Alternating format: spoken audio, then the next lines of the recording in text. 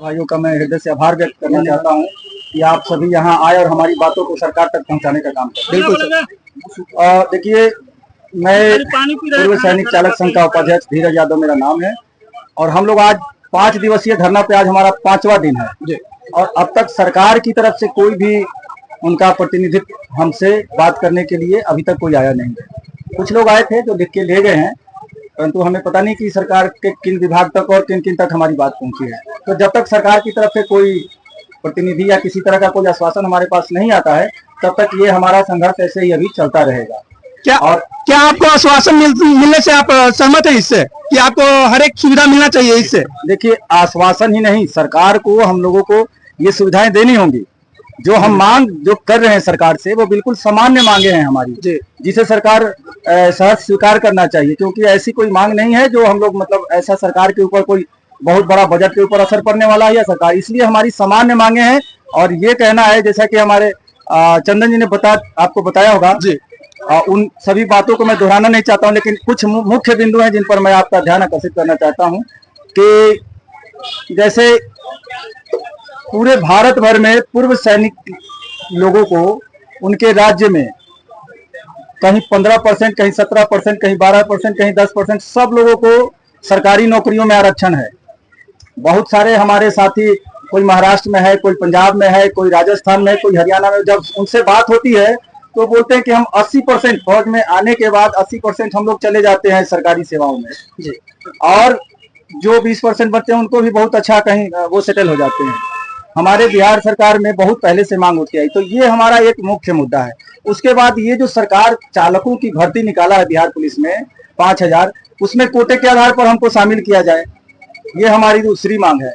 और फिर हम लोगों का आज तक हम लोग विभाग से जुड़े हुए हैं, वेतन हमारा जो शुरू में वेतन हमको दिया गया था उसमें सिर्फ 750 रुपए की बढ़ोतरी की गई है। 3 साल से ऊपर हो चुके हैं, अगर देखा जाए तो 1 साल में सिर्फ 250 रुपए।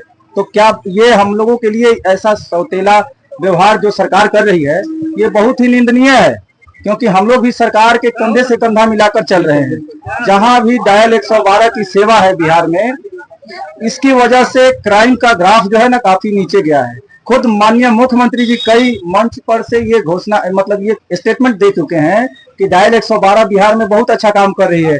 डीजीपी महोदय भी इस चीज को बहुत सराहनीय और बहुत ही कारगर कदम बताते हैं। तो जब हम सरकार की शासन व्यवस्था में एक बोलते हैं कि मील का पत्थर साबित हुए हैं, कदम से कदम मिलाकर चल रहे हैं, और इस डायल 112 में सिर्फ एक चालक के हैसियत से नहीं, हम लोग चालक भी हैं, एक बल का कार्य करते हैं, और कभी कभार पदाधिकारी बीमार हो जाता है या नहीं आता है, छुट्टी चला जाता है, तो हम लोग वहां पे पदाधिकारी का भी कार्य करते हैं। और जितने भी गाड़ी में सिस्टम लगे हुए हैं, जीपीएस सिस्टम हो या अनाउंस सिस्टम हो या पीएस सिस्टम हो या टैबलेट हो, उसको भी हैंडल हम ही लोग करते हैं। तो इस तरह से हम एक मल्टीपर्पज अनुभवी ड्राइवर है जो सब अच्छे जगह में ड्यूटी करके आए हैं। पहाड़ से लेके समतल मैदानों में गाड़ियां चलाए हैं हम लोगों ने, और यहाँ पे एक अनुभवी ड्राइवर के रूप में सरकार की इस महत्वाकांक्षी परियोजना में अहम रोल निभा रहे हैं। इसके बावजूद भी सरकार हमारे साथ दोहरा रवैया अपना रही है। देखिए, हमारे 15 भाई अब तक इस ड्यूटी के दौरान उनका देहांत हो गया है, लेकिन सरकार की तरफ से या विभाग की तरफ से कोई भी उनको किसी तरह का ना मुआवजा मिला है और ना ही कोई बीमा किया गया है, कोई सुविधा नहीं मिला, कोई सुविधा नहीं दिया गया है। तो हमारी सरकार से यही मांग है कि जिस तरह से आप देखिए बिहार पुलिस में कितना उनको पैसा मिलता है, तो ये एक मतलब हम लोगों को एक तरह से नीचा दिखाया जा रहा है। अगर हमसे समान काम लिया जा रहा है तो समान वेतन का अधिकार हमारा है कि नहीं? जी बिल्कुल। तो इस तरह से हम लोगों को बहुत ही हमारी सामान्य सी मांगे है। हम लोगों को इसमें सेवा देते हुए आज 3.5 साल होने को हैं, लेकिन आज तक हमारा नियुक्ति पत्र हमें नहीं मिला है, हमारा पहचान पत्र नहीं बना है। हम ये भी नहीं कह सकते हैं कि हमारे पास कोई पहचान ही नहीं है। बताइए कि इस तरह से हमारे को प्रताड़ित किया जा रहा है। एक हमें एजेंसी के थ्रू बहाल कर दिया गया, एजेंसी को जब कहते हैं कि सर हमारा भी सुनिए, तो वो कहते हैं विभाग को सुनाइए, और विभाग कहता है कि जाके आप अपना जो एजेंसी है आपका नोडल उसको सुनाइए। तो हम तो बेपेनी के लोटा की तरह, ना इधर के हैं ना उधर के हैं, नाच रहे हैं इधर से उधर। तो इस चीज को बहुत गंभीरता से लेने की जरूरत है कि किस तरह से हम लोगों के साथ ये अन्याय किया जा रहा है। हमारा कहना है कि सरकार जो है इस चीज को अपने हाथों में ले, गृह विभाग है वो आगे आके और हमें अपने गले से लगाए, हमें डायरेक्ट पुलिस मुख्यालय से जोड़ा जाए। हम क्यों किसी के सम्मान के भागी हाँ, हैं जी बिल्कुल। जो यहाँ पे अनुभवी हमारे भाई हैं, कोई 17 साल से नीचे नहीं है, सभी 17 साल से ऊपर का सेवा दे के आए हैं और काफी अनुभवी हैं और इस तंत्र में इतना अच्छा काम कर रहे हैं। उसके बावजूद भी हमें एक अपने वो हो रहा है हमारे साथ, मतलब दुर्व्यवहार हो रहा है, कहिए तो इसको अगर दूसरे शब्दों में कहा जाए। सरकार में बैठे नेताओं और साहिबों से कहना चाहते हैं कि क्या आप इनसे ज्यादा एक्सपीरियंस में हैं? आपको हर एक सांसद विधायक को 1-2 लाख रुपया पेमेंट, उनको पेंशन, उनको हर एक सुविधा मिलता है, हर एक व्यवस्था मिलता है। क्या उनके पैकेट का है? क्या उनके पिताजी का है? नहीं, ये उन समाज को बचा के रखे हैं जिन समाज ने आपको टैक्स दिया है, जिस भारत के नागरिकों ने आपको टैक्स दिया है, बिहार के नागरिकों ने आपको टैक्स दिया है, ताकि यहाँ की व्यवस्था बनी रहे, इन सैनिकों को सुविधा मिल पाए। ये अपने सहयोग से पूरे देश को बचा के रखे और फिर इन्हीं को इनका हक नहीं मिल रहा है। क्या हम पूछना चाहते हैं, ये काम नहीं कर पाते हैं? क्या इनके पास कोई एक्सपीरियंस नहीं है? तो इस सरकार को सुनना पड़ेगा, इस बार सुनना पड़ेगा, क्योंकि इस बार इलेक्शन है। अगर इनको बातों को नहीं सुना जाएगा तो जब तक ये सरकार गिर नहीं जाएगी, जब तक इनकी व्यवस्था बन नहीं जाएगी, तब तक ये सब चुप नहीं रहने वाले हैं। सर बताइएगा कि क्या आप हर एक नेता को इतना सुविधा देते हैं? आप ही सब सुविधा देते हैं, हर एक नागरिक को इतना सुविधा देते हैं जो व्यवस्था बन पाती है। अगर कहीं लूटपाट होती है, कहीं मारपीट होता है, कहीं कोई भी कंडीशन हो, सबसे पहले आप जाते हैं, ना कि कोई सरकार का नेता। अगर वो नेता जाता है तो सिर्फ मुंह चमकाने के लिए जाता है, जब आप वहां पे सब चीज कायम कर पाते हैं। तो आप कितना मांग कर रहे हैं जिसके कारण ये सरकार आपको दे नहीं पा रही है? देखिए, मैंने पहले ही कहा कि बहुत सामान्य सी मांगे हैं हमारी। हम सरकार से कोई ज्यादा नहीं मांग रहे हैं जिससे कि बहुत ज्यादा बजट के ऊपर असर आए। हम जिस तरह से देश की सीमाओं पर, हम पूर्व सैनिक लोग हैं, पहले इतनी सेवा किए हैं देश का, पूरी लगन निष्ठा से हम लोग वहां पे अपना सेवा दिए हैं देश की सीमाओं पर, और आज यहाँ के शासन व्यवस्था में भी उसी लगन निष्ठा और ईमानदारी से लगे हुए हैं। तो आप देखते होंगे कि पहले क्या स्थिति थी कानून व्यवस्था में और आज की क्या स्थिति है। जब भी हमारे पास हमारे जो सिस्टम दिया हुआ है टैबलेट, जिस पर केस आता है, तो विदिन 15 मिनट्स हम वहां पे पहुंच जाते हैं और पहुंच के जो पीड़ित है उसको राहत देते हैं और बड़ी घटना होने से हम लोग वहीं पे उसको रोक देते हैं। तो इस तरह से सरकार को बहुत, मतलब सरकार विभाग के ऊपर, गृह विभाग के ऊपर जो बहुत ज्यादा पहले प्रेशर होता था, बहुत कांड होता था, छोटी छोटी बातों को लेकर गोली चल जाता था, आज वो छोटी घटना बड़ी बनने से पहले हम वहां पहुंचकर रोक देते हैं। और सरकार को और इस राज्य को हम लोग बहुत एक अहम रोल निभा रहे हैं सरकार की शासन व्यवस्था में। तो उस हिसाब से हम लोगों को उसका सम्मान मिलना चाहिए। हम सरकार से कोई ज्यादा चीज की मांग नहीं कर रहे हैं, बहुत सामान्य सी मांगे हैं।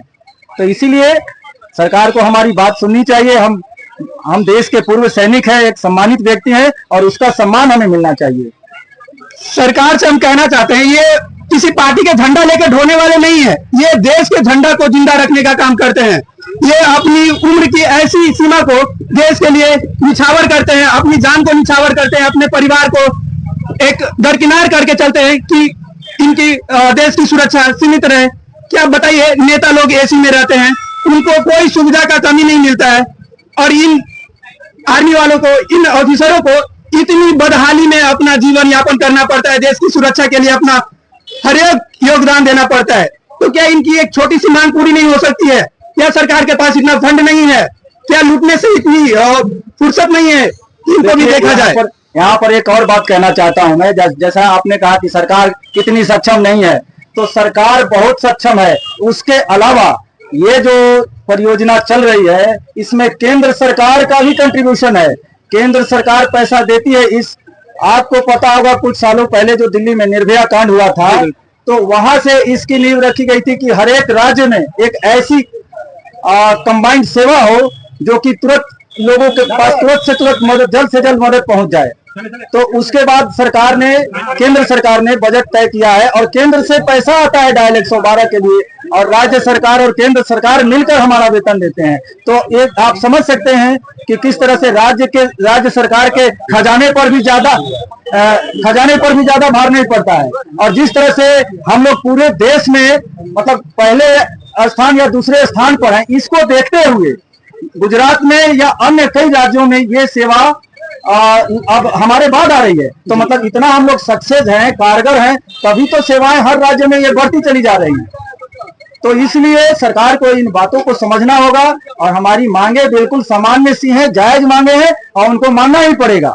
जी बिल्कुल, आपका मांगे बिल्कुल सामान्य और ये होना चाहिए। सरकार को इस पे अपना विचार देना चाहिए, इस व्यवस्था को बनानी चाहिए। लेकिन हमको नहीं लगता है कि ये बिहार सरकार या ये सेंटर में बैठी सरकार आपकी मांगों को पूरा कर पाएगी, क्योंकि 5 दिन से आप धरना प्रदर्शन कर रहे हैं। आप सब अपना ड्यूटी छोड़कर आ रहे हैं, अपना घर परिवार को छोड़कर एक महत्वपूर्ण टाइम दे रहे हैं ताकि आपकी मांगों को पूरी किया जाए, आपकी बातों को सुना जाए।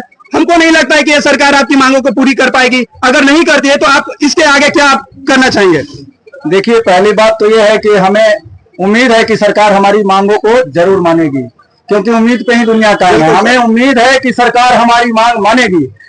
अगर फिर भी सरकार हमारी मांगों को नहीं मानती है, नहीं सुनती है, तो फिर हमारा कमेटी है बना हुआ, वो लोग अभी निर्णय लेंगे और बाद में फिर उससे भी नहीं होगा तो हम लोगों ने मन बना लिया है कि जो इस बिहार में हम लोग 2 लाख से ऊपर पूर्व सैनिक हैं और सेवारत सैनिक हैं, वो भी हम ही लोगों के साथ में आएंगे। जब ऐसी बात सैनिक के ऊपर बात आएगी तो, क्योंकि वो भी कभी न कभी रिटायर होंगे, तो 2 लाख पूर्व सैनिक हैं और उनके परिजन। आप अंदाजा लगा लीजिए कि एक परिवार में कम से कम 5 सदस्य तो होता ही है। बिल्कुल।